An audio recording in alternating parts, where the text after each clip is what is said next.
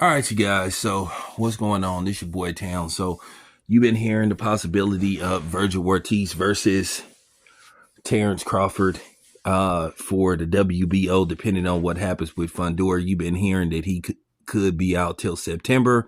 Then you hearing that they still have to negotiate a fight with Terence Crawford. If not, they'll go to a purse bid, and then if they can't work out something in a purse bid, basically, if nobody picks it up, then basically they'll strip Fundora of the belt, and then they may order Terence Crawford to fight somebody for the belt, for the vacant belt.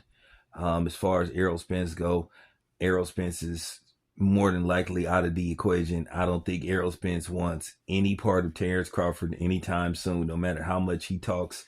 I think he came to senses, and I think he's been advised to stay clear away from Terence Crawford, no matter how much the Errol Spence apologists want to campaign for him to get back in the ring with Terence Crawford, which I think would be career suicide. I think that would be the ending of Errol Spence once and for all if he takes a second fight with Terence Crawford after, in all likely, being almost out a year. You know, he took a lot of damage. He got the brakes beat off of him. So, I mean, you know, his delusional fans believe he can bounce back. He ain't winning no rematch with Terence Crawford, no matter how many videos you guys try to make, trying to technically break it down, which you guys do a terrible job of technically trying to break down why he should fight Terence Crawford again and why would he beat Terence Crawford in a rematch. It doesn't matter when they fight and who he trains with, he not going to beat Terence Crawford. That's just the bottom line. Terence Crawford got his number.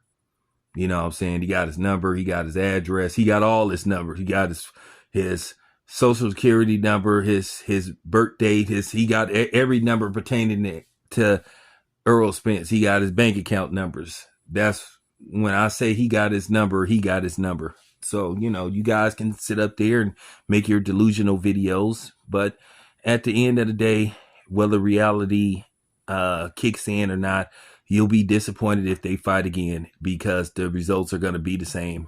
But you can sit up there and make your fantasy videos all you want. But nevertheless, let's get to another subject. We're going to talk about Vergil Ortiz. Now, you've been hearing that the WBO could order Vergil Ortiz versus Terence Crawford. It really depends on what happens by April 25th. My thing is, Vergil Ortiz have been out of the ring for a while. He's only had one fight since, and there's been a lot of complications going on with him outside of the ring, basically his health, and you just wonder, is he okay?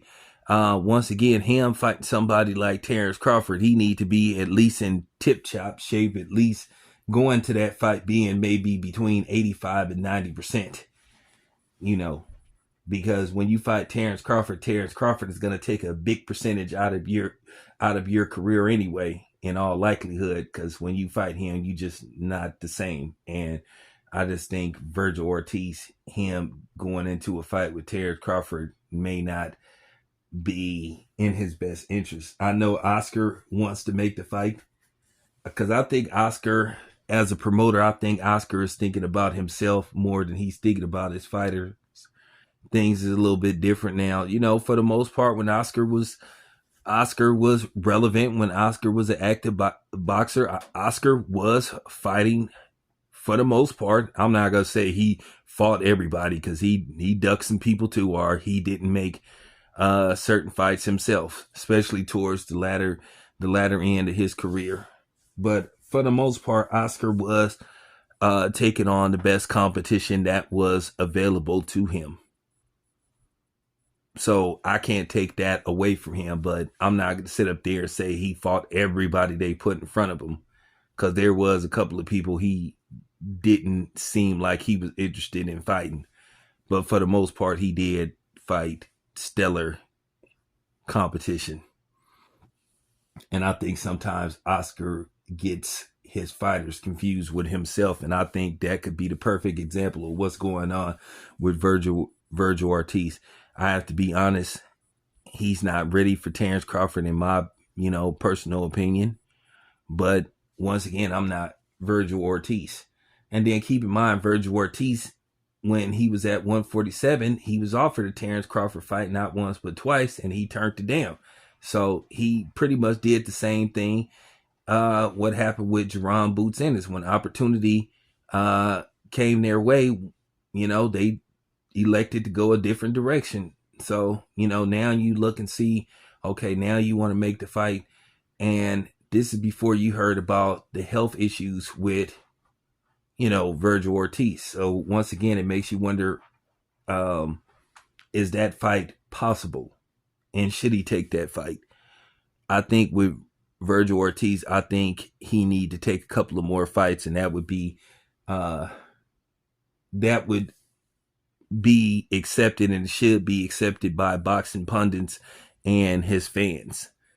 We need to see him, how he looks in his next couple of fights, and then get a fight or two in, and then we can make that assessment and see, would he be actually a competitive fight for Terence Crawford and not just somebody he'll blow through with ease. So there you have it. But that's just my humble opinion of the situation. Anyway, this your boy Tail Biz. I'm out.